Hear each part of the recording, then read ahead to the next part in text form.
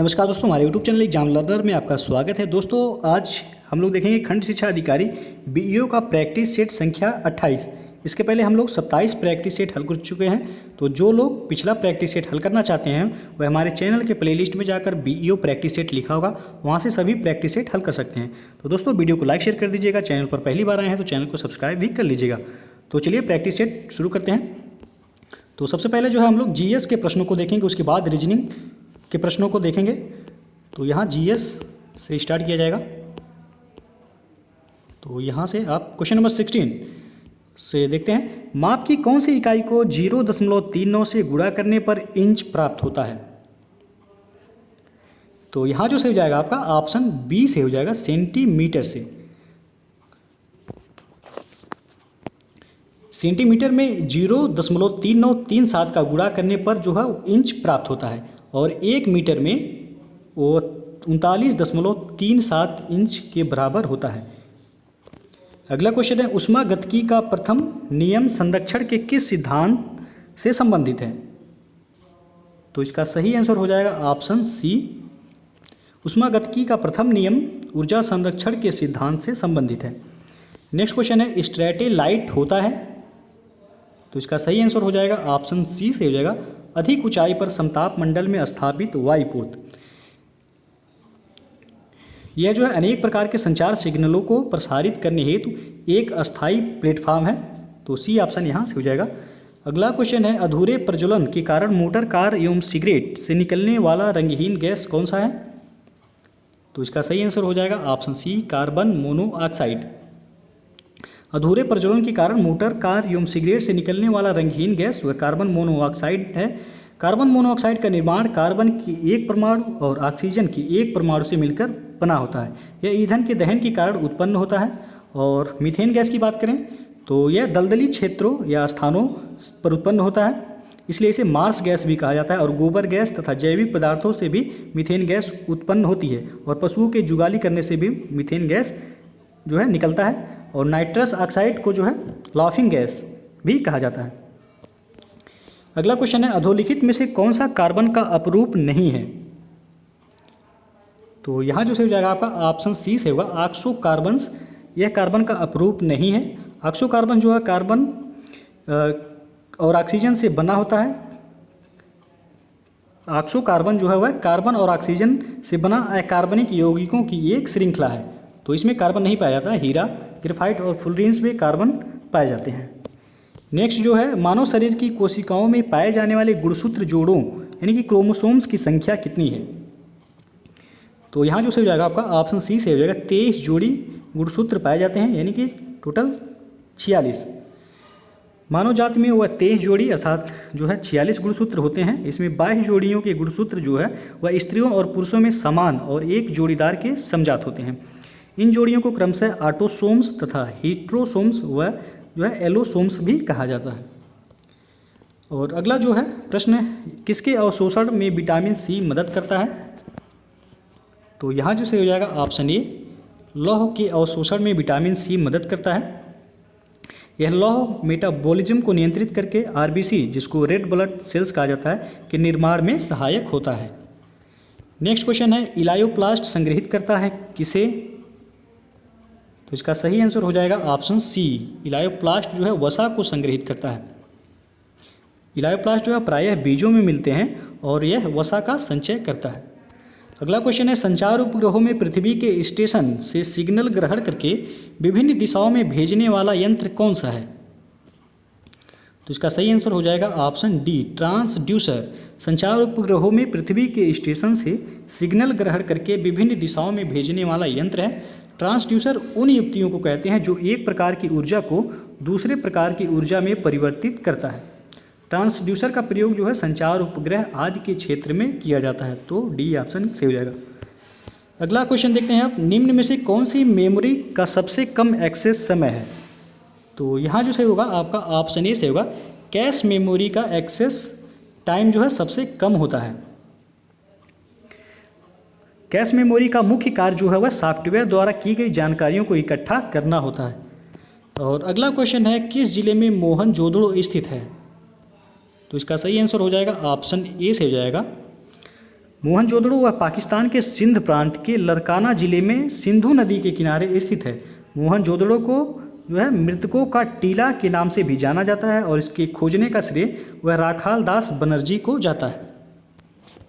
अगला क्वेश्चन है, मगध का कौन सा सम्राट अपरूप परशुराम के नाम से जाना जाता है? तो इसका सही आंसर हो जाएगा ऑप्शन डी से हो जाएगा। महापद्म नंद को अपरूप परशुराम के नाम से भी जाना जाता है। यह नंद वंश का संस्थापक था। अगला क्वेश्चन है, चंपा किस महाजनपद की राजधानी थी? तो इसका सही आंसर हो जाएगा ऑप्शन डी से हो जाएगा। चंपा वह अंग जनपद की राजधानी थी। और कोसल की राजधानी जो थी वह थी श्रावस्ती।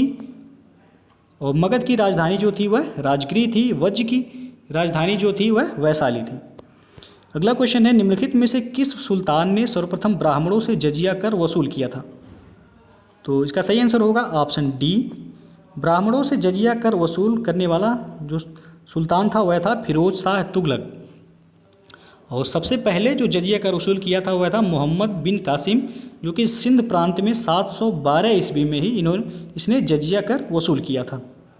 तो सबसे पहले पूछेगा तो आपका हो जाएगा मोहम्मद बिन कासिम ने 712 ईस्वी में इन्होंने जजिया कर लगाया था। और ब्राह्मणों पर जजिया कर लगाने वाला सुल्तान कौन था? तो फिरोज शाह तुगलक। अगला क्वेश्चन है, भक्ति आंदोलन के निम्नलिखित नायकों में से कौन इस्लाम से प्रभावित था? तो इसका सही आंसर हो जाएगा ऑप्शन सी, नामदेव। नामदेव के बचपन का नाम जो था वह सिंपी था। वे इस्लाम से अधिक प्रभावित थे और महाराष्ट्र में भक्ति आंदोलन को लोकप्रिय बनाने में नामदेव की महत्वपूर्ण भूमिका थी। अगला क्वेश्चन है, यूरोप के लौह अयस्क देशों में फ्रांस का स्थान है? तो इसका सही आंसर हो जाएगा ऑप्शन डी से हो जाएगा। यूरोप के लौह अयस्क देशों में फ्रांस का स्थान जो है वह चौथा है। पहले नंबर पर जो है वह आपका रूस है, उसके बाद यूक्रेन है, फिर स्वीडन और टर्की के बाद जो है फ्रांस का स्थान आता है। अगला क्वेश्चन है, इनमें से किसने भारत में बैप्टिस्ट मिशनरियों की गतिविधियों को विनाशक माना? तो इसका सही आंसर हो जाएगा ऑप्शन सी, वेलेजली ने बैप्टिस्ट मिशनरियों की गतिविधियों को विनाशक माना था। और लॉर्ड वेलेजली जो है सहायक संधि प्रणाली अपनाने वाला गवर्नर जनरल था। अगला क्वेश्चन है, बाबा रामचंद्र ने किसानों को संगठित किया था? तो इसका सही आंसर हो जाएगा ऑप्शन ए से हो जाएगा। यहाँ अवध में बाबा रामचंद्र ने किसानों को संगठित किया था। यह एक महान सन्यासी थे जिनका किसान आंदोलन में महत्वपूर्ण भूमिका थी। अगला क्वेश्चन आप देखते हैं, भारत में प्रकाशित पहला समाचार पत्र निम्नलिखित में से कौन सा था? तो इसका सही आंसर हो जाएगा option A, Bengal gazette Bharat में प्रकाशित पहला समाचार पत्र था। 1780 ईस्वी में जो है जेम्स ऑगस्टस हिकी यानी कि जे.के. हिकी द्वारा बंगाल गजट नामक समाचार पत्र का जो है प्रकाशन किया गया था। अगला क्वेश्चन है, प्राचीन भारत में निम्नलिखित में से कौन सा शिक्षा का केंद्र नहीं था? तो इसका सही आंसर हो जाएगा ऑप्शन सी, प्राचीन भारत में कौशाम्बी जो था यह शिक्षा का केंद्र नहीं था। तक्षशिला, नालंदा और विक्रमशिला ये जो है प्राचीन भारत में शिक्षा के केंद्र थे। विक्रमशिला जो है विश्वविद्यालय, यह पाल वंश का सबसे महान शासक धर्मपाल था जिसने विक्रमशिला विश्वविद्यालय की स्थापना की थी। अगला क्वेश्चन है, असम में सर्वप्रथम चाय कंपनी की स्थापना कब हुई थी? तो इसका सही आंसर हो जाएगा ऑप्शन सी, 1839। इसमें असम में सर्वप्रथम चाय की कंपनी की स्थापना की गई थी। इस कंपनी का मुख्यालय जो है नजीरा जो कि असम में है। यह भारत की सबसे पुरानी चाय कंपनी है जो वर्तमान में भी कार्यरत है। अगला क्वेश्चन है, संवैधानिकेतर अधिकार का अर्थ है? तो इसका सही आंसर हो जाएगा ऑप्शन सी, वह शक्ति जो संविधान सम्मत नहीं है। संविधानेतर अधिकार का अर्थ जो होता है वह शक्ति को संविधान में सम्मिलित नहीं है। योजना आयोग एक संवैधानिकतर संस्था है क्योंकि इसका संविधान में कोई उल्लेख नहीं है। और वर्तमान में जो है योजना आयोग का नाम जो बदलकर क्या कर दिया गया है, तो नीति आयोग कर दिया गया है। तो प्रश्न कई बार पूछा गया था कि योजना आयोग जो है कैसी संस्था है, तो वह संविधानेतर संस्था था। अगला क्वेश्चन है, मनरेगा कार्यक्रम निम्नलिखित में से भारतीय संविधान के किस अनुच्छेद को लागू करने हेतु लाया गया है?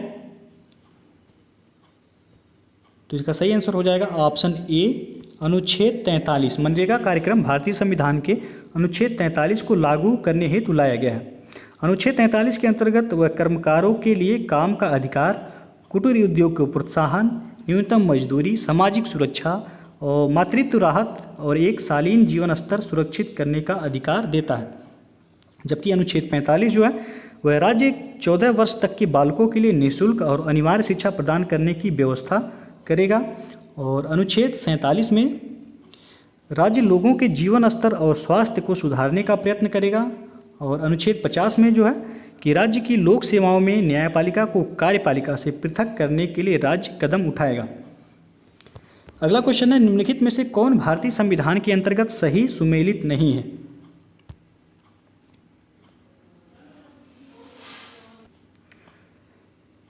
तो ये दिया गया पंचायत भाग 9 में है, तो यह सही है। पंचायत जो है भाग 9 में है। नगर पालिकाएँ भाग 9 का क में है, यह भी सही है। सी है सहकारी समितियाँ, तो 9 का भाग 9 का ख में है, तो यह भी सही है आपका। डी जो यहाँ दिया गया अधिकरण भाग 10 दिया गया है। भाग 10 में जो है वह अनुसूचित और अनुसूचित जनजाति क्षेत्र को दिया गया है। और अधिकरण जो है यह भाग 14 का क में है, तो यह आपका सही नहीं है, यानी कि सुमेलित नहीं है। डी ऑप्शन यहाँ से हो जाएगा। अगला क्वेश्चन है, सूचना का अधिकार, तो इसका सही आंसर हो जाएगा ऑप्शन ए, एक विधिक अधिकार है, तो बी ऑप्शन यहाँ से हो जाएगा। सूचना का अधिकार अधिनियम 2005 के अंतर्गत प्रत्येक नागरिक को यह विधिक अधिकार प्राप्त है कि वह सार्वजनिक संस्थानों से आवश्यक सूचना मांग सके और न मिलने पर अपील कर सके। सूचना के अधिकार को अनुच्छेद 19(1) का क में जो है भाषण व अभिव्यक्ति के अधिकार के अंतर्गत मूल अधिकार में शामिल किया गया है। तो ऑप्शन बी यहाँ से हो जाएगा कि सूचना का अधिकार एक विधिक अधिकार है। अगला क्वेश्चन देखते हैं, अब संसद के अधिकारियों में सम्मिलित है। पहला है अध्यक्ष लोकसभा, दूसरा उपाध्यक्ष लोकसभा, तीसरा महासचिव लोकसभा, चौथा अध्यक्ष राज्यसभा। तो यहाँ जो सही हो जाएगा आपका संसद के अधिकारियों में अध्यक्ष लोकसभा यह भी है, उपाध्यक्ष लोकसभा यह भी, महासचिव लोकसभा यह भी और अध्यक्ष राज्यसभा यह भी, यानी कि ऑप्शन डी से हो जाएगा सभी चारों। अगला क्वेश्चन है, जन्म दर में आकस्मिक गिरावट उत्पन्न करेगी, तो इसका सही आंसर हो जाएगा ऑप्शन ए, जन्म दर में आकस्मिक गिरावट प्रति व्यक्ति आय में वृद्धि उत्पन्न करेगी। प्रति व्यक्ति आय उस आय को कहा जाता है जब किसी देश के सकल घरेलू उत्पाद यानी कि जीडीपी को उस देश की उस वर्ष की मध्यावधि तिथि यानी कि 1 जुलाई की जनसंख्या से विभाजित किया जाता है। प्रति व्यक्ति आय बराबर जो होता है वह राष्ट्रीय आय बटा देश की कुल जनसंख्या। अगला क्वेश्चन देखते हैं, भारत सरकार स्तर पर सर्वाधिक एकत्रित होने वाला कर कौन सा है? तो यह है निगम कर, ऑप्शन बी यहाँ से हो जाएगा। भारत सरकार के आय का सबसे बड़ा स्रोत जो है वह निगम कर है।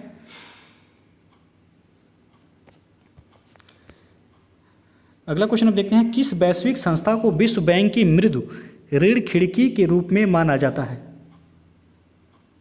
तो यह है IDA, अंतर्राष्ट्रीय विकास संघ जिसको कहा जाता है, जिसे कुछ लोगों ने मृदु ऋण खिड़की यानी कि सॉफ्ट लोन विंडो कहा है।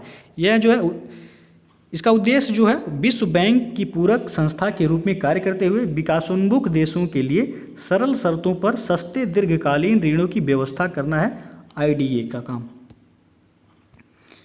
अगला क्वेश्चन है, ओजोन परत अवस्थित है किस मंडल में?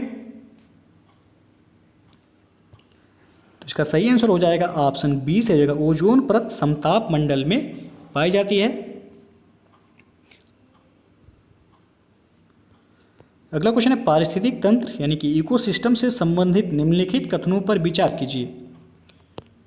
तो पहला है यहाँ कि पारिस्थितिक तंत्र शब्द का प्रयोग सर्वप्रथम एजी टांसले ने किया था। दूसरा है, जो जीव अपना भोजन स्वयं उत्पादित करते हैं उन्हें स्वयंपोषित कहते हैं। तीसरा है प्रकाश संश्लेषण की प्रक्रिया द्वारा उपभोक्ता अपने भोजन का उपभोग करता है। चौथा है वियोजक अकार्बनिक पदार्थ को कार्बनिक पदार्थ में परिवर्तित करते हैं। तो उपयुक्त कथनों में से कौन सही है यह बताना है आपको।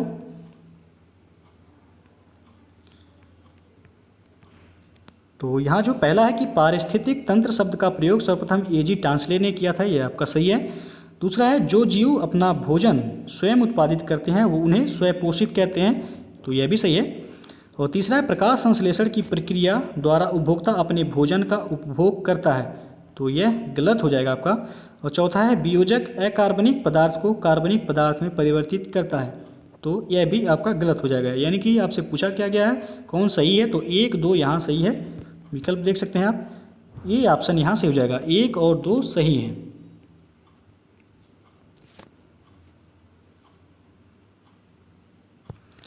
अगला क्वेश्चन है सबसे अधिक घना आबादी वाला सार्क देश कौन सा है।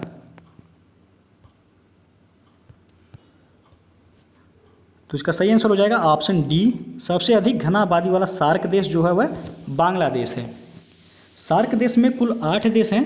सार्क यानी कि south Asian association for regional cooperation उसका फुल फॉर्म होता है, और हिंदी में से दक्षिण एशियाई क्षेत्रीय सहयोग संगठन कहा जाता है। इसमें 8 देश हैं, भारत है, मालदीव है, पाकिस्तान, बांग्लादेश, अफगानिस्तान, श्रीलंका, भूटान व नेपाल, कुल 8 देश इसमें शामिल हैं। सबसे घना आबादी वाला जो देश है वह है बांग्लादेश। अगला जो क्वेश्चन है 2011 की जनगणना के संदर्भ में निम्न कथनों में से कौन सा कथन सत्य नहीं है। तो ये दिया गया है यहाँ कि भारत की नगरीय जनसंख्या का सर्वाधिक सांद्रण महाराष्ट्र में पाया जाता है, तो यह आपका सही है। और बी है देश का सर्वाधिक नगरीकृत राज्य गोवा, तो यह भी सही है। और सी है चतुर्थ वर्ग के नगरों में नगरीय केंद्रों की संख्या सर्वाधिक थी, तो यह आपका जो है गलत हो जाएगा। और डी है प्रथम वर्ग के नगरों में देश की नगरीय जनसंख्या का सर्वाधिक सांद्रण पाया जाता है, तो यह भी सही है। तो आपसे क्या पूछा गया कौन सा सत्य नहीं है, तो सी ऑप्शन यहाँ सत्य नहीं है। भारत के कुल नगरीय जनसंख्या का सर्वाधिक भाग प्रथम श्रेणी के नगरों में रहता है, न कि चतुर्थ श्रेणी के नगरों में, तो इसलिए ऑप्शन ये आपका गलत हो जाएगा। अगला क्वेश्चन है निम्नलिखित में से यह किसका मत था कि पृथ्वी सूर्य की परिक्रमा करती है।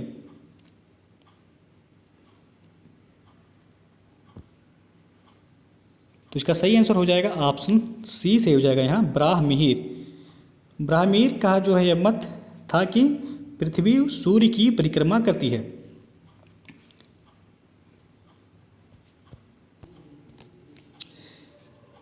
(1514) ईस्वी में जो है एक पुस्तक में निकोलस कापरनिकस ने उस सिद्धांत का प्रतिपादन किया था जिसमें कहा गया था कि सूर्य ब्रह्मांड के केंद्र में है तथा पृथ्वी उसकी परिक्रमा करती है।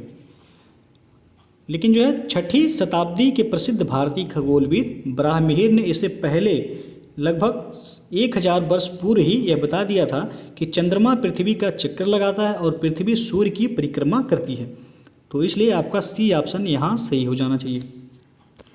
अगला क्वेश्चन है यदि इंग्लैंड में एक क्रिकेट कमेंट्री 10 बजे पूर्वाह्न यानी कि GMT से शुरू होती है तो उसे भारत में भारतीय समय अनुसार कितने बजे से सुनी जा सकेगी।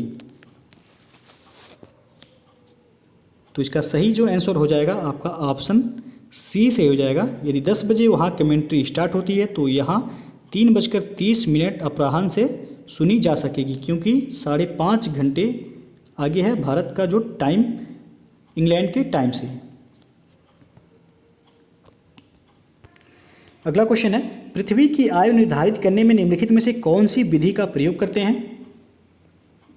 तो इसका सही आंसर हो जाएगा ऑप्शन सी यूरेनियम डेटिंग विधि।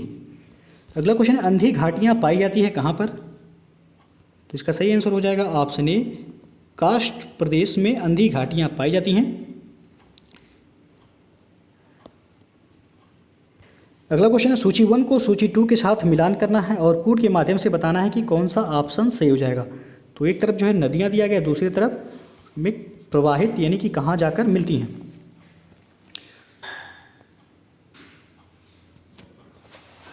तो लीना ये दिया गया है लीना, तो लीना जो है कहाँ मिलती है, तो ये आर्कटिक सागर में, ए का दूसरा हो जाएगा।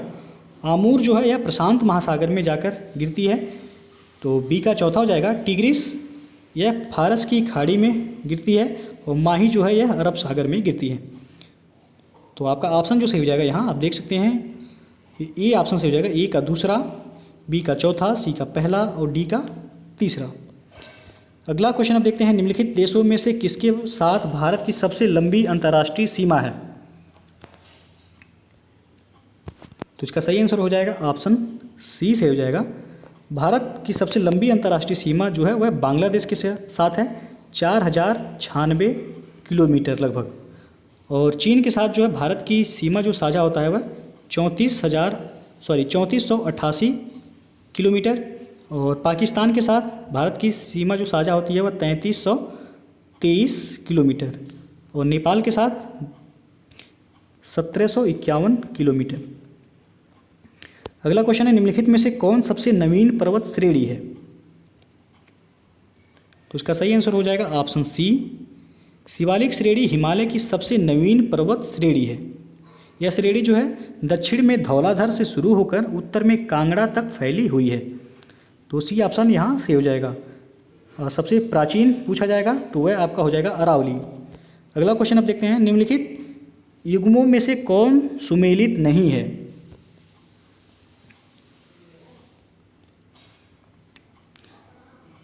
तो ये दिया है, थारू जनजाति उत्तर प्रदेश में पाई जाती है, थारू उत्तर प्रदेश और उत्तराखंड में पाए जाते हैं। बी है गद्दी जनजाति हिमाचल प्रदेश, तो यह भी सही है आपका। सी है आपका कोयंक, तो कोयंक जनजाति जो है आपका केरल दिया गया है, तो यह आपका गलत हो जाएगा। केरल में जो जनजाति पाए जाते हैं वह है आपका इरूला है, कडार है, मुथुवन है और कुरुम्बा। ये सभी जनजाति जो है केरल में पाई जाती हैं, तो ये आपका गलत हो जाएगा। डी है टोडा जनजाति तमिलनाडु, यह भी आपका सही है। तो पूछा गया कौन सुमेलित नहीं है, तो सी ऑप्शन सुमेलित नहीं है। अगला क्वेश्चन देखते हैं, निम्न नदियों में से कौन सर्वाधिक प्रदूषित है? तो इसका सही आंसर हो जाएगा ऑप्शन सी, दामोदर नदी वह सर्वाधिक प्रदूषित नदी है। दामोदर नदी वह झारखंड के पठार से निकलकर जो है इस पठार के बीचों बीच प्रवाहित होते हुए कोलकाता के दक्षिण में हुगली नदी में विलीन हो जाती है। यह नदी भ्रंश घाटी से होकर प्रवाहित होती है।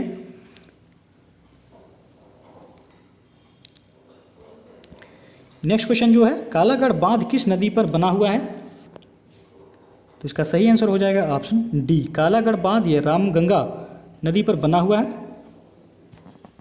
रामगंगा नदी हिमालय श्रेणी में कुमाऊं मंडल के दक्षिणी भाग में नैनीताल से निकलती है।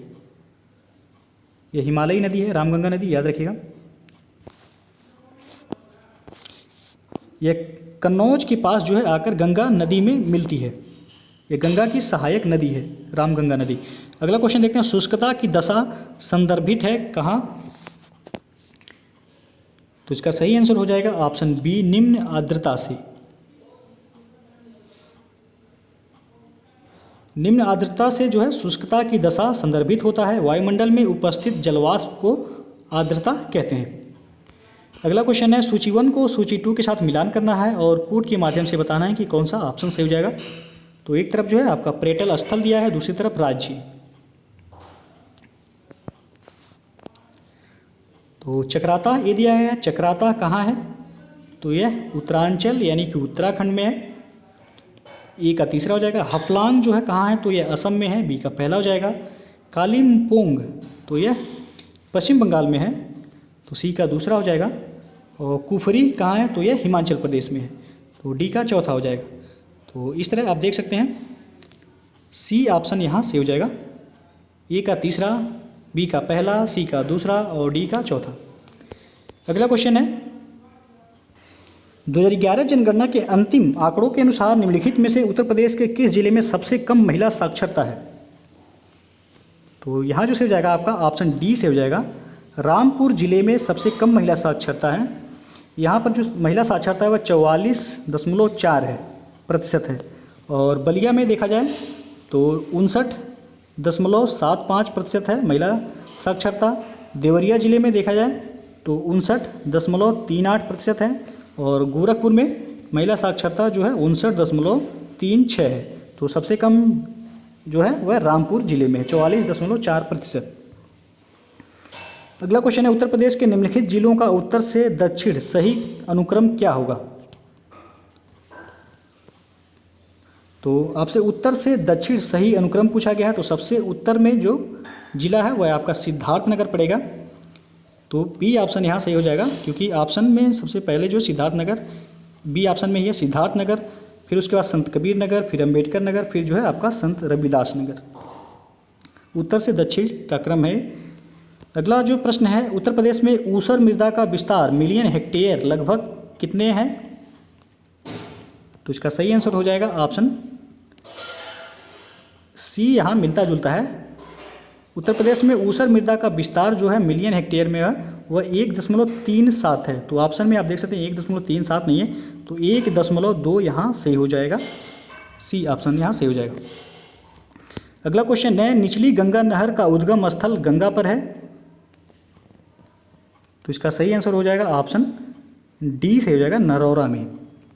निचली गंगा नहर का उद्गम स्थल गंगा पर है, जो कि नरौरा में 1878 ईस्वी में निर्मित यह नहर जो है नरौरा, जो कि बुलंदशहर में नामक स्थान पर गंगा से निकाली गई है।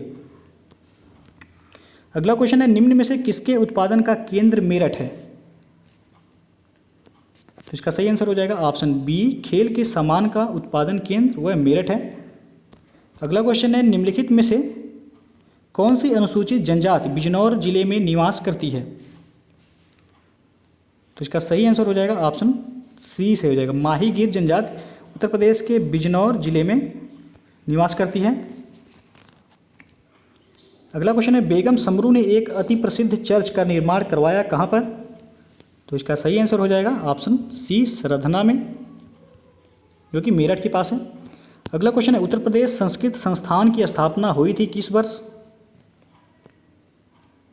तो इसका सही आंसर हो जाएगा ऑप्शन डी से हो जाएगा।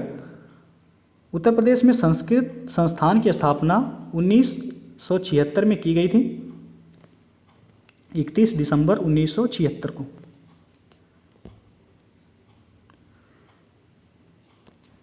अगला क्वेश्चन है, निम्नलिखित में से कौन सा एक सुमेलित नहीं है? तो यहाँ ये दिया गया जोश मलिहाबाद आपका सही है, और रघुपत सहाय फिराक कानपुर दिया गया है, तो ये आपका जो है गलत हो जाएगा। रघुपत सहाय फिराक को गोरखपुरी कहा जाता है, और जिगर मुरादाबाद सही है आपका, और चकबस्त लखनऊ तो यह भी सही है। तो बी ऑप्शन यहाँ सुमेलित नहीं है, इनका संबंध जो है गोरखपुर से था, रघुपत सहाय फिराक का। अगला क्वेश्चन है, निम्नलिखित में से कौन उत्तर प्रदेश के प्रथम लोकायुक्त थे? तो इसका सही आंसर हो जाएगा ऑप्शन बी, न्यायमूर्ति विशंभर दयाल, ये उत्तर प्रदेश के प्रथम लोकायुक्त थे। इनका कार्यकाल जो था वह 1977 से लेके 1982 ईस्वी तक ये उत्तर प्रदेश के लोकायुक्त रहे, और वर्तमान में जो उत्तर प्रदेश के लोकायुक्त हैं वह संजय मिश्रा हैं। अगला क्वेश्चन है, निम्नलिखित कथनों पर विचार कीजिए। एक पहला दिया गया सी विजिल मोबाइल ऐप का संबंध चुनाव आयोग से है। दूसरा है री यूनिट मोबाइल ऐप का संबंध लापता बच्चों का पता लगाने से है। तीसरा है गर्व मोबाइल ऐप का संबंध मोबाइल ऐप का ग्रामीण विद्युतीकरण में पारदर्शिता लाना मुख्य उद्देश्य है। तो उपयुक्त में से कौन सा कथन सत्य है?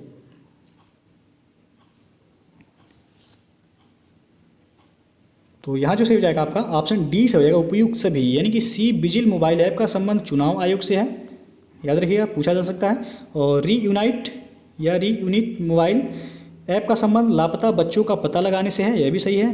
तीसरा जो है गर्व मोबाइल ऐप का ग्रामीण विद्युतीकरण में पारदर्शिता लाना मुख्य उद्देश्य है, यह भी सही है। तो डी ऑप्शन सही हो जाएगा यहाँ। अगला प्रश्न, प्रधानमंत्री नरेंद्र मोदी ने जनवरी 2019 में नमक सत्याग्रह स्मारक का उद्घाटन किया कहाँ पर? तो इसका सही आंसर हो जाएगा ऑप्शन सी, गुजरात में।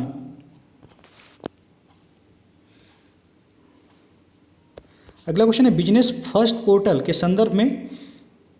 तो पहला है कि व्यापारी एवं दुकानदारों से जीएसटी वसूलने में मदद करेगा। दूसरा, उद्यमियों को नई औद्योगिक नीति के तहत उदार प्रोत्साहन देना। तीसरा, आर्थिक विकास में तीव्रता लाने में यह पोर्टल सहायक होगा। चौथा, इस पोर्टल में उद्योगपतियों को स्वयं मूल्यांकन की सुविधा प्रदान की गई है। तो उपयुक्त में से कौन सा कथन सत्य है यह बताना है। तो यहाँ जो सही हो जाएगा आपका ऑप्शन सी से हो जाएगा, 2, 3, 4 सही है। यानी कि उद्यमियों को नई औद्योगिक नीति के तहत जो है उदार प्रोत्साहन देना और आर्थिक विकास में तीव्रता लाने में यह पोर्टल सहायक होगा और इस पोर्टल में उद्योगपतियों को स्वयं मूल्यांकन की सुविधा प्रदान की गई है। तो बिजनेस फर्स्ट पोर्टल के संदर्भ में जो है दूसरा, तीसरा और चौथा कथन सही है। अगला क्वेश्चन है, 14 फरवरी 2019 को पुलवामा हमले के बाद भारत ने पाकिस्तान प्रांत के बालाकोट में जैश ए मोहम्मद के ठिकानों पर किस लड़ाकू विमान से हमला किया था। तो इसका सही आंसर हो जाएगा ऑप्शन डी, मिराज 2000। अगला प्रश्न है, निम्नलिखित कथनों पर विचार कीजिए। पहला दिया है कि 1 अप्रैल 2019 को इसरो ने श्रीहरिकोटा स्थित सतीश धवन अंतरिक्ष केंद्र से एमीसैट का फुल फॉर्म जो है इलेक्ट्रोमैग्नेटिक इंटेलिजेंस सैटेलाइट का प्रक्षेपण किया। एमीसैट का मुख्य उद्देश्य चुंबकीय स्पेक्ट्रम को मापना है। तीसरा है, एमीसैट उपग्रह डीआरडीओ की रक्षा अनुसंधान में मदद करेगा। और चौथा, इनमें से कोई नहीं। तो उपयुक्त कथन में से कौन सा सही है।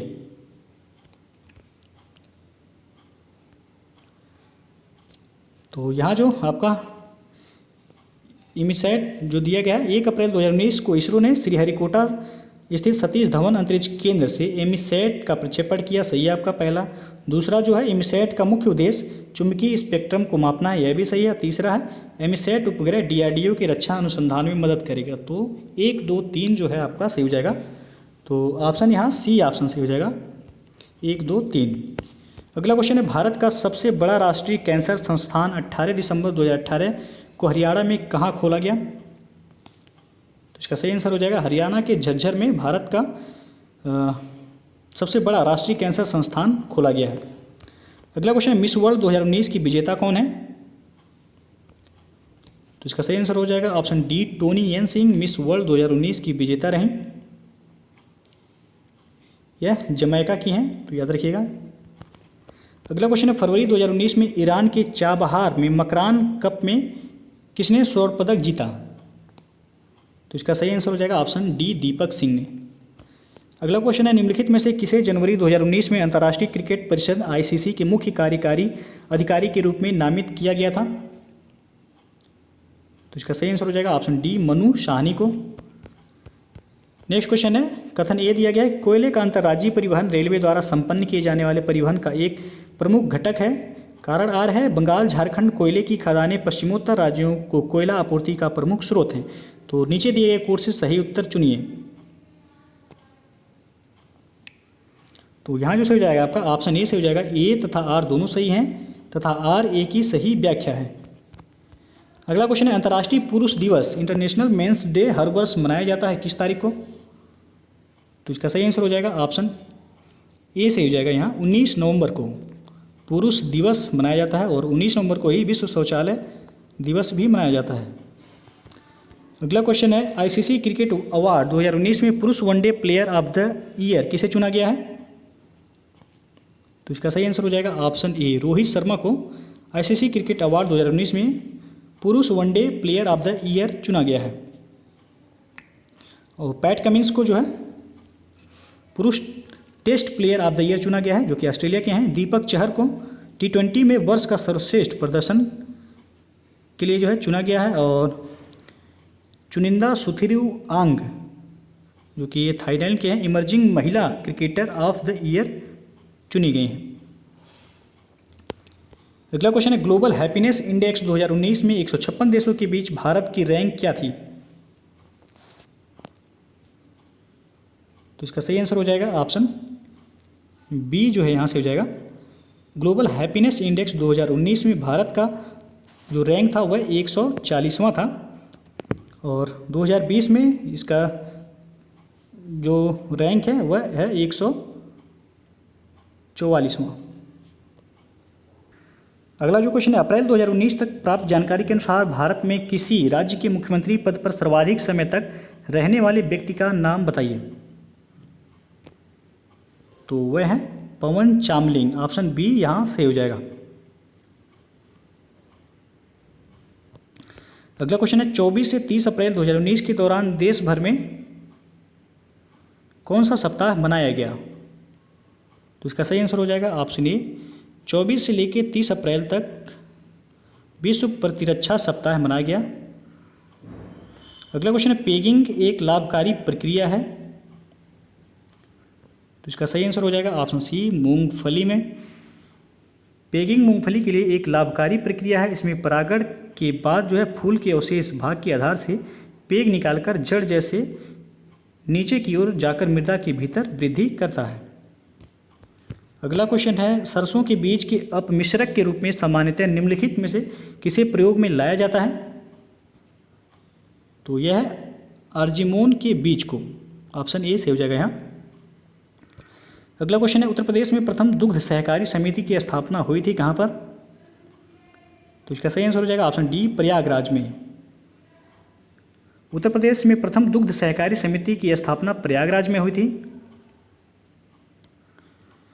और अगला क्वेश्चन है उत्तर प्रदेश में केंद्रीय कृषि विश्वविद्यालय कहाँ स्थित है। तो इसका सही आंसर हो जाएगा ऑप्शन बी झांसी में। रानी लक्ष्मीबाई कृषि विश्वविद्यालय की स्थापना जो है 2014 में किया गया था। यह एक केंद्रीय कृषि विश्वविद्यालय है। अगला क्वेश्चन है निम्नलिखित में से कौन सही सुमेलित नहीं है। तो ये दिया गया कैलाश मेला आगरा में लगता है, सही है आपका। शाकंभरी देवी मेला सहारनपुर में लगता है, यह भी सही है। सैयद सालार मेला बहराइच में लगता है, यह भी सही है।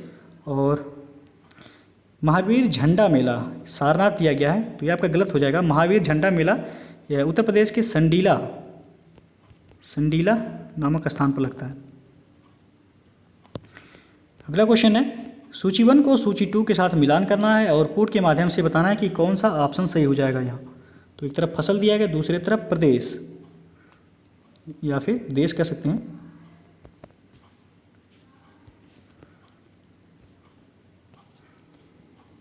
तो चलिए देख लेते हैं जो रबर के उत्पादन में पहला स्थान किसका है। तो मलेशिया का है। कहवा उत्पादन में कोलंबिया हो जाएगा आपका। ब्राज़ील है, तो ब्राज़ील यहाँ नहीं दिया गया है। और जैतून के उत्पादन में जो है आपका इटली हो जाएगा। और गन्ना उत्पादन जो है वह मॉरिशस, तो डी का 1 हो जाएगा यहाँ। तो आप देख सकते हैं ऑप्शन में ए का चौथा यानी कि बी ऑप्शन जो है यहाँ से हो जाएगा। ए का चौथा हो जाएगा, बी का तीसरा, सी का दूसरा और डी का पहला। नेक्स्ट क्वेश्चन है निम्नलिखित में से कौन सा देश अपने कुल निर्यात से प्राप्त धन का लगभग 2/3 चावल के व्यापार से प्राप्त करता है। तो इसका सही आंसर हो जाएगा ऑप्शन बी थाईलैंड। अगला क्वेश्चन राष्ट्रीय खेल दिवस मनाया जाता है किस तारीख को। तो इसका सही आंसर हो जाएगा ऑप्शन ए 29 अगस्त को राष्ट्रीय खेल दिवस के रूप में मनाया जाता है। और 11 जुलाई को विश्व जनसंख्या दिवस के रूप में मनाया जाता है। और 28 जुलाई को जो है विश्व प्रकृति संरक्षण दिवस के रूप में मनाया जाता है। और 12 अगस्त विश्व युवा दिवस के रूप में मनाया जाता है। अगला क्वेश्चन है गोविंद बल्लभ पंत सागर जलाशय स्थित है कहाँ पर। तो इसका सही आंसर हो जाएगा ऑप्शन ए गोविंद बल्लभ पंत सागर जलाशय यह उत्तर प्रदेश में स्थित है। उत्तर प्रदेश के सोनभद्र जिले के पिपरी नामक स्थान पर गोविंद बल्लभ पंत सागर जलाशय स्थित है। तो यह सोनभद्र जिले में है। अगला क्वेश्चन है भारत के निम्नलिखित राज्यों में से कौन सा एक नारियल का सबसे बड़ा उत्पादक है। तो इसका सही आंसर हो जाएगा ऑप्शन ए नारियल का सर्वाधिक उत्पादन करने वाला राज्य जो है वह केरल है। अगला क्वेश्चन है निम्नलिखित में से किसने काल्पनिक वैज्ञानिक उपकरणों पर पुस्तक लिखी है। तो इसका सही आंसर होगा ऑप्शन ए भोज। राजा भोज ने काल्पनिक वैज्ञानिक उपकरणों पर अनेक ग्रंथ लिखे। भोजकृत युक्ति कल्पतरु में वास्तुशास्त्र के साथ साथ विविध वैज्ञानिक यंत्रों व उनके उपयोग का भी उल्लेख किया गया है।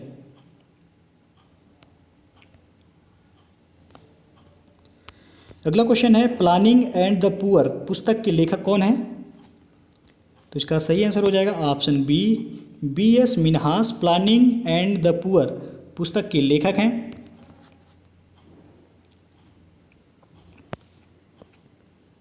अगला प्रश्न है 10 दिसंबर मनाया जाता है। तो यह विश्व मानवाधिकार दिवस के रूप में 10 दिसंबर को मनाया जाता है। ऑप्शन ए से हो जाएगा यहाँ। अगला क्वेश्चन देखते हैं, आम आदमी बीमा योजना AABY को प्रारंभ किया गया किस तिथि को? तो इसका सही आंसर हो जाएगा ऑप्शन डी से हो जाएगा। 2 अक्टूबर 2007 को आम आदमी बीमा योजना की शुरुआत की गई थी। अगला क्वेश्चन है, निम्न में से किस राज्य में 1 रुपये में 1 किलो चावल योजना शुरू की गई है? तो इसका सही आंसर हो जाएगा ऑप्शन डी, तमिलनाडु राज्य में 1 रुपये में 1 किलो चावल योजना शुरू की गई है। अगला क्वेश्चन है, विश्व स्वास्थ्य संगठन का मुख्यालय कहाँ है? तो इसका सही आंसर हो जाएगा ऑप्शन ए, विश्व स्वास्थ्य संगठन का मुख्यालय जिनेवा में है। जिनेवा कहाँ है? तो यह स्विट्जरलैंड में है। और WHO की स्थापना जो हुई थी वह 1948 में हुई थी। अगला क्वेश्चन है, फिलीपींस की मुद्रा कौन सी है?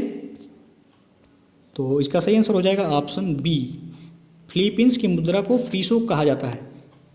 और क्यात जो है यह म्यांमार की मुद्रा है। रुपया पता ही है, भारत की मुद्रा है, भारत। नेपाल की मुद्रा नेपाली रुपया है। और येन जो है यह जापान की मुद्रा है। येन यह कई बार परीक्षा में पूछा गया है, जापान की मुद्रा का क्या नाम है? तो येन है। अगला क्वेश्चन है, सांसद आदर्श ग्राम योजना किसके जन्म दिवस पर प्रारंभ की गई थी?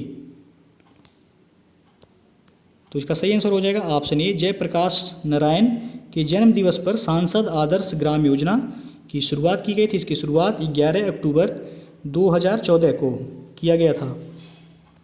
कई बार पूछा गया है प्रश्न। अगला क्वेश्चन है, राज्य ग्राम विकास संस्थान की स्थापना की गई थी किस सन में? तो इसका सही आंसर हो जाएगा ऑप्शन ए से हो जाएगा। राज्य ग्राम विकास संस्थान की स्थापना 1982 यानी कि 1982 ईस्वी में की गई थी। इसका उद्देश्य है कि ग्राम विकास से संबंधित अधिकारियों कर्मचारियों के प्रशिक्षण, अनुसंधान एवं परामर्शी कार्यों को सुधारना राज्य ग्राम विकास संस्थान का उद्देश्य है। अगला क्वेश्चन है, उत्तर प्रदेश का कौन सा जिला अफीम उत्पादन में शीर्ष स्थान पर है?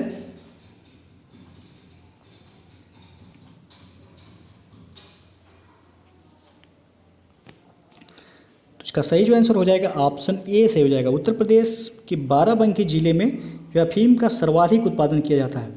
और गाजीपुर में भी अफीम का उत्पादन किया जाता है। और उत्तर प्रदेश का एकमात्र अफीम फैक्ट्री जो है वह आपका गाजीपुर जनपद में स्थित है। तो याद रखिएगा ये। और सर्वाधिक उत्पादन जो है वह करता है बाराबंकी। तो यहाँ जो आपका सही हो जाएगा कि उत्तर प्रदेश का कौन सा जिला अफीम उत्पादन में शीर्ष स्थान पर है? तो बाराबंकी जो है शीर्ष स्थान पर है। ये ऑप्शन यहाँ से होगा। अब चलिए जो है रीजनिंग के प्रश्नों को देखते हैं। तो पहला प्रश्न जो है वह ए बी से लंबा है। तो ए जो है वह बी से क्या है? लंबा है, परंतु सी जितना लंबा नहीं है। यानी कि सी जो है वह बी जितना लंबा नहीं है। सॉरी, ए बी से लंबा है परंतु सी जितना लंबा नहीं है। यानी ए के बारे में कहा जा रहा है। तो सी हो जाएगा, ए से लंबा हो जाएगा। और फिर है डी ई से लंबा है परंतु बी जितना लंबा नहीं है। डी जो है ई से लंबा है परंतु बी जितना लंबा नहीं है। डी जो है वह ई से लंबा है परंतु बी जितना लंबा नहीं है। डी ये हो गया आपका। फिर ई जो है एफ से लंबा है परंतु डी जितना लंबा नहीं है। ई जो है वह एफ से लंबा है परंतु डी जितना लंबा नहीं है। तो ये हो जाएगा आपका समीकरण बन गया। अब आपसे पूछा गया इन सब में कौन सबसे अधिक लंबा है? तो सबसे अधिक लंबा आपका सी हो जाएगा यहाँ। तो ऑप्शन सी से हो जाएगा यहाँ। बस आपको जैसे जैसे कथन दिया गया उसी तरह आपको अरेंज कर देना है। नेक्स्ट क्वेश्चन है, अनुक्रम 1, 3, 7, x, 31 और y में x और y के मान क्रमशः क्या होंगे? तो चलिए देखते हैं। 1, 3, 7, आप देख सकते हैं 1 और 3 के बीच में कितने का गैप है? तो 2 का है। 3 और 7 के बीच में 4 का गैप है। उसके बाद जो है आप देख सकते हैं फिर x दे दिया गया है, फिर 31। तो अब ऑप्शन से आप देख सकते हैं यहाँ 1, 3, 7 के बाद आप 15 रख सकते हैं। तो 7 और 15 के बीच में कितने का गैप होगा? तो 8 का गैप हो जाएगा। तो आप देख सकते हैं एक क्रम बन रहा है, 2 दूनी 4 दूनी 8, फिर जो है आप देख सकते हैं जब 8 रखेंगे यहाँ, सॉरी हाँ, जब 8 रखेंगे तो आपका 15 हो जाएगा x के जगह पे, तो 15 और 15 के बाद 31 दे दिया गया, तो 15 और 31 के बीच कितना गैप होगा, तो 16 का। तो आप देख सकते हैं एक क्रम बन जा रहा है, 2 दूनी 4 दूनी 8 दूनी 16। तो इस तरह जो है आपका फिर 31 के बाद y है तो 16 हो गया, तो फिर आप 2 से गुणा कर देंगे 16 में तो हो जाएगा आपका 32। तो 31 और 32 कितना हो जाएगा, तो 63, यानी कि ऑप्शन आपका डी जो है वह सही हो जाएगा, यानी कि x के स्थान पर 15 आएगा और y के स्थान पर 63 आएगा। अगला क्वेश्चन देखते हैं। अब यदि एब्सेंट का कूट ZYHVMG है तो प्रेजेंट का कूट क्या होगा। तो आप देख सकते हैं A का अपोजिट Z है, B का अपोजिट Y है, S का अपोजिट H है और E का अपोजिट V है, N का अपोजिट M है और T का अपोजिट G है। तो यदि आपको अपोजिट याद है सीधे तो आप इसका अपोजिट लिख दीजिए, नहीं याद है तो आप सीधे A to M कर दीजिए, यानी कि A B C D ऐसे पूरा M तक लिख दीजिए इधर, फिर उसके नीचे N से स्टार्ट कर दीजिए, N O P Q R ऐसे Z तक आ जाइए, सीधे आप अपोजिट हो जाएगा आपका। तो चलिए देख लेते हैं प्रेजेंट का अपोजिट जो है वह क्या होगा। तो प्रेजेंट का अपोजिट जो हो जाएगा, P का अपोजिट होगा K, P का अपोजिट K हो जाएगा, R का अपोजिट होगा I और E का अपोजिट होगा V और S का अपोजिट होगा आपका H।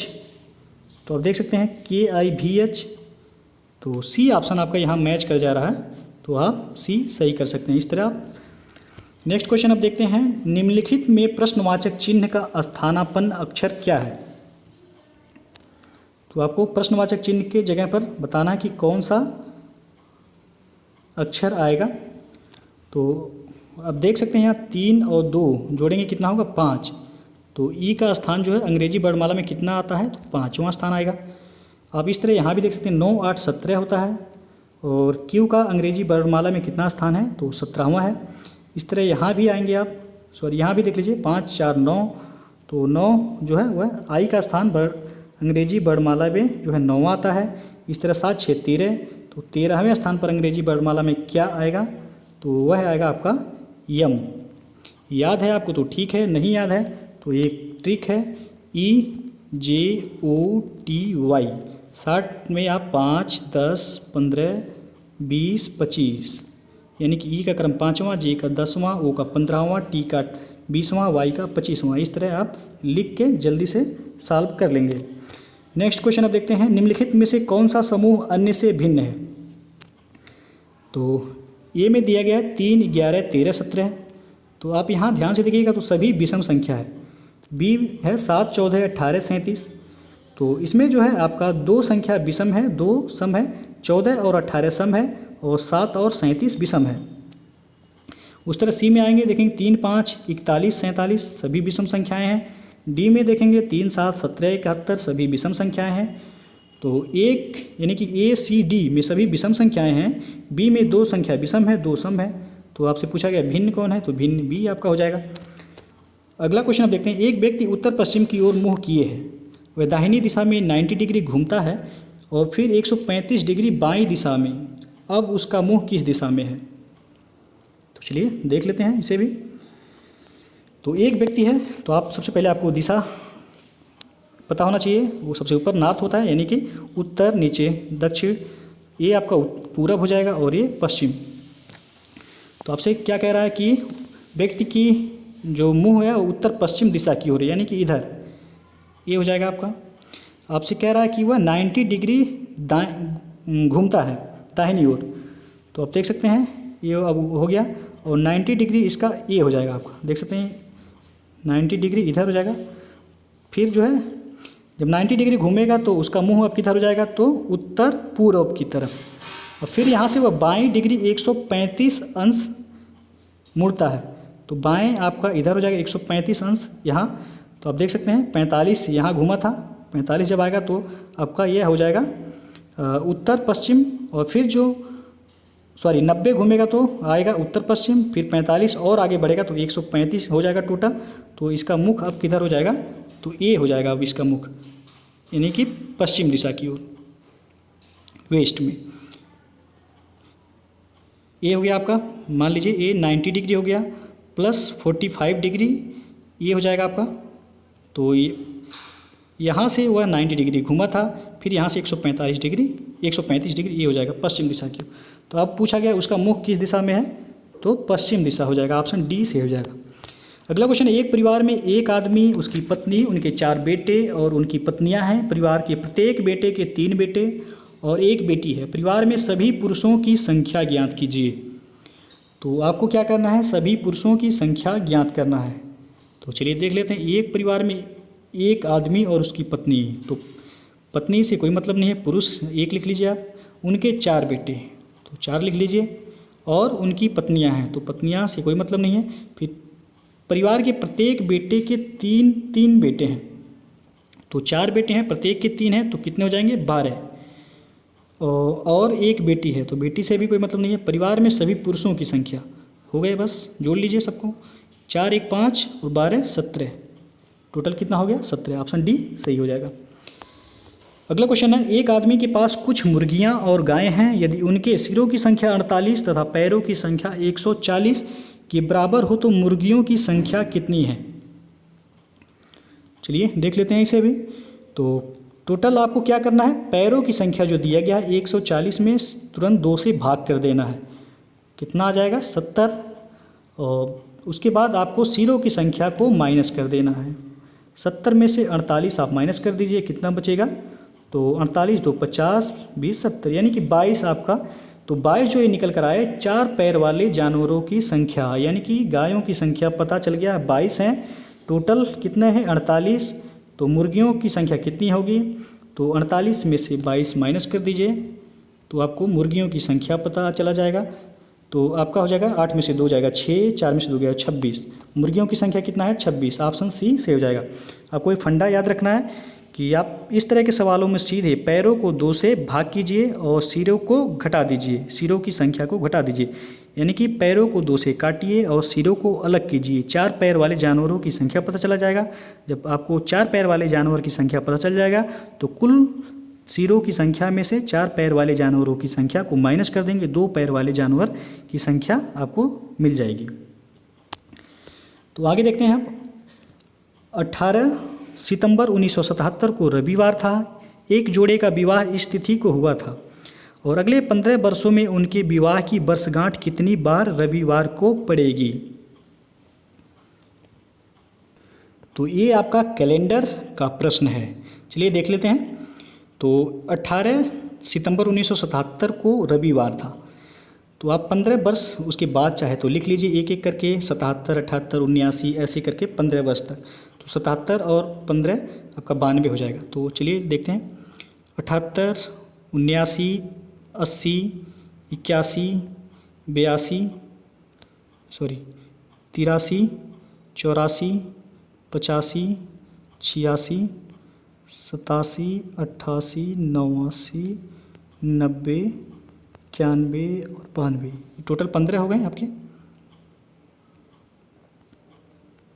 ठीक है, अब आपको क्या करना है कि अब देख सकते हैं यहाँ जो भी लीप ईयर होगा उसमें दिनों की संख्या, विषम दिनों की संख्या जो है वह 2 होगी, और जो लीप ईयर नहीं होगा उसमें विषम दिनों की संख्या 1 होगी। यानी कि 1977 यानी कि 18 सितंबर 1977 को यदि रविवार था तो 18 सितंबर 1978 को देखा जाएगा तो एक दिन आपका बढ़ जाएगा, यानी कि सोमवार हो जाएगा।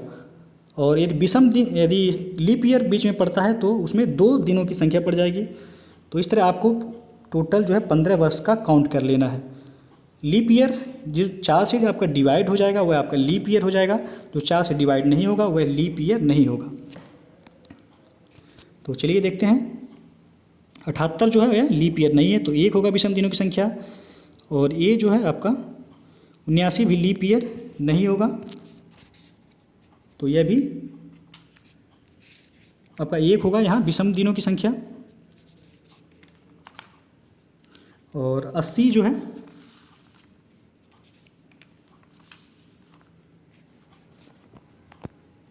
यह लीप ईयर है, तो विषम दिनों की संख्या 2 हो जाएगी यहाँ। 81 आप देख सकते हैं यह लीप ईयर नहीं है, तो 1 होगा। 82 भी लीप ईयर नहीं है, विषम दिनों की संख्या 1 होगी। 83 भी जो है लीप ईयर नहीं, 1 हो जाएगा। 84 जो है वह लीप ईयर है, तो 2 हो जाएगा विषम दिनों की संख्या। और 85 देखा जाए तो 1 है। 86 भी विषम लीप ईयर नहीं है, तो ये भी 1 हो जाएगा। 87 लीप ईयर नहीं है। 88 जो है लीप ईयर है, तो विषम दिनों की संख्या 2 हो जाएगी। 89 लीप ईयर नहीं है। 90 जो है वह भी लीप ईयर नहीं है, 1 होगा। 91 भी लीप ईयर नहीं है। 92 जो है आपका लीप ईयर है, तो विषम दिनों की संख्या 2 हो जाएगी। तो आप टोटल काउंट कर लीजिए और 7 से फिर जो भी डिवाइड हो जाएगा वहाँ आपका रविवार पड़ जाएगा। तो 1 2 2 4 1 5 6 1 7 यानी कि 1983 को आपका रविवार पड़ेगा। ये तो 1 हो गया। फिर आप देख सकते हैं 2 3 4 5 2 7 और 1988 में भी जो है रविवार पड़ेगा। फिर इसके बाद 1 2 3 और 2 5 फिर जो है यहाँ अब नहीं होगा, केवल 2 ही रविवार पड़ेगा, एक 1983 में और एक 1988 में। तो आपसे क्या पूछा गया है कि 15 वर्षों में उनके विवाह की वर्षगांठ कितनी बार रविवार को पड़ेगी? तो 2 बार रविवार को पड़ेगी, केवल 2 बार। तो ऑप्शन जो यहाँ से हो जाएगा ऑप्शन बी से हो जाएगा। अगला क्वेश्चन आप देखते हैं निर्देश प्रश्न संख्या 10 के लिए। नीचे दिए गए वेन आरेख का अध्ययन करके पूछे गए प्रश्नों का उत्तर दीजिए। आप देख सकते हैं जो ये दिया गया है ये टेलीविज़न है, और त्रिभुज में जो दिया गया है यह समाचार पत्र है, और वृत्त में जो दिया गया है वह रेडियो है। तो आपसे प्रश्न क्या पूछा गया है? प्रश्न संख्या 10 है, उन निवासियों की कुल संख्या क्या है जो अपडेट प्राप्त करने के लिए दिए गए किसी एक मीडिया स्रोतों पर भरोसा करते हैं? तो यहाँ आप देख सकते हैं 32, 26 और 15 केवल एक ही मीडिया स्रोतों पर भरोसा करते हैं। आप देख सकते हैं ना तो ये त्रिभुज से टच है, ना तो फिर वृत्त से 32 जो है, और 26 जो है ना तो आप देख सकते हैं ये आयत से टच है, ना फिर वृत्त से टच है, और 15 जो है यह ना तो फिर देख सकते हैं आप आयत से टच है, ना फिर त्रिभुज से। तो सभी अलग अलग हैं, तो तीनों को आप जोड़ दीजिए 26, 32 और 15 को, तो हो गया 6 2 8 5 13 को 3 3 2 5 1 6 1 7 73। तो आपका आंसर जो हो जाएगा 73। बाकी सभी आप देख सकते हैं जो नंबर हैं वह 8 जो है यह आयत और वृत्त दोनों में है, 4 जो है यह त्रिभुज में भी है और वृत्त में भी है, 3 जो है तीनों में है, त्रिभुज में भी है, आयत में भी है, वृत्त में भी, 12 जो है त्रिभुज में भी है और आपका आयत में भी है। यानी कि बाकी सभी का कम्बिनेशन है, 32, 26 और 15 का कोई भी कम्बिनेशन नहीं है। तो तीनों को जोड़ने पर 73 आ जाएगा। सी ऑप्शन सी होगा। अगला क्वेश्चन है, जिस तरह आकृति P का संबद्ध आकृति है इससे, उसी तरह T आकृति किससे संबद्ध होगी? तो चलिए देखते हैं। आप देख सकते हैं यहाँ इस तरह आकृति थी और इस तरह हो गया है। तो आप देख सकते हैं ये कि घड़ी की दिशा की तरफ जो है इसे 135 डिग्री घुमाया गया है। 135 डिग्री कैसे? तो देख लीजिए, मान लीजिए ये P हो गया, ठीक है, ये सीधा आपका यदि ऐसे होता तो ये आपका 180 डिग्री हो जाता सीधा बिल्कुल, और ये आपका हो जाएगा आपका 90 डिग्री। तो आपको इस तरह किया गया है P को, तो ये आपका हो जाएगा 90 और ये प्लस 45। तो 90 प्लस 45 कितना होता है? 135 डिग्री। तो कितना घुमाया गया है? 135 डिग्री। तो इसी तरह आप T को भी 135 डिग्री क्या करने के? क्लॉक वाइज, याद रखिए क्लॉक वाइज घुमाया गया है।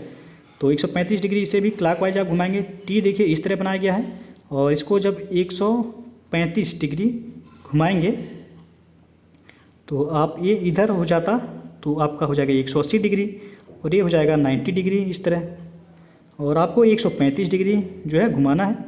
तो 135 डिग्री इधर होगा, तो ये हो जाएगा इस तरह की आकृति बनेगी। तो इस तरह की आकृति आप देख सकते हैं बी में है, तो बी ऑप्शन सही हो जाएगा। ये हो गया 90 और ये हो गया 45, 135 हो जाएगा 90 प्लस 45। तो ये आकृति आपकी बनेगी, बी सही हो जाएगा यहाँ।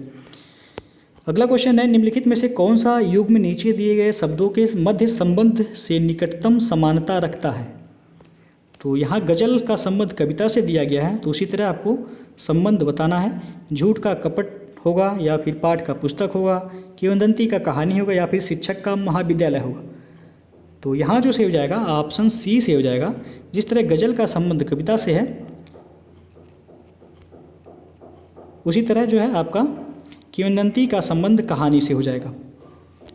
अगला क्वेश्चन है, एक 8 सेंटीमीटर ठोस घन जो पीले रंग से रंगा गया है तथा बराबर आयतन के 2 सेंटीमीटर घनों में विभाजित किया गया है, उसके 3 रंगीन सतह वाले घनों की संख्या कितनी होगी।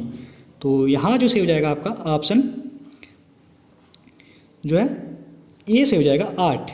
3 सतह रंगीन छोटे घनों की संख्या वह सदैव 8 होता है, तो याद रखिएगा ए से हो जाएगा। अगला क्वेश्चन है, नीचे दिए गए चित्र में त्रिभुजों की संख्या बताएं।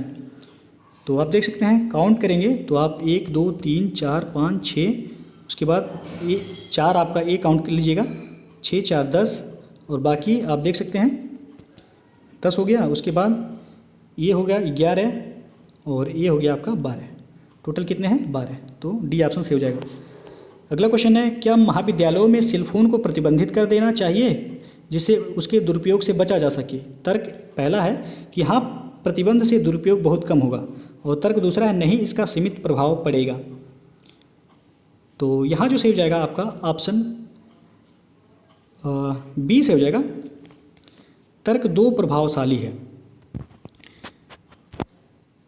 महाविद्यालयों में सेलफोन को प्रतिबंधित कर देने से दुरुपयोग बहुत कम होगा, यह पूरी तरह से नहीं कहा जा सकता, इसलिए तर्क 1 जो है प्रभावशाली नहीं है आपका। और दूसरा जो तर्क है कि इसका सीमित प्रभाव पड़ेगा, अर्थात इसका कुछ न कुछ तो प्रभाव पड़ेगा ही, तो इसलिए आपका तर्क 2 प्रभावशाली है, तो बी से हो जाएगा। तो दोस्तों जो है ये था प्रैक्टिस सेट संख्या 28। तो यदि वीडियो पसंद आया हो तो लाइक शेयर कर दीजिएगा, चैनल पर पहली बार आए हैं सब्सक्राइब भी कर लीजिएगा, बेल आइकन को प्रेस जरूर कर लीजिएगा, जिससे सभी वीडियो का नोटिफिकेशन आपको मिलता रहे। तो वीडियो को पूरा देखने के लिए बहुत बहुत धन्यवाद।